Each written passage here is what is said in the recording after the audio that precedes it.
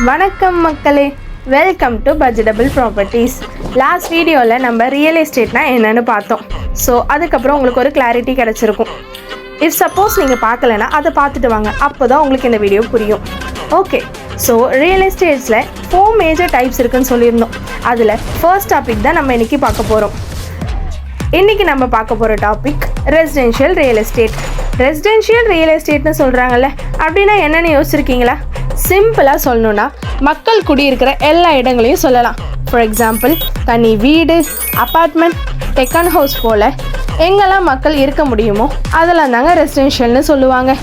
ரெசிடென்ஷியல்னால் அவ்வளோதாங்க. நெக்ஸ்ட் வீடியோவில் நம்ம கமர்ஷியல் பற்றி பார்க்கலாம்.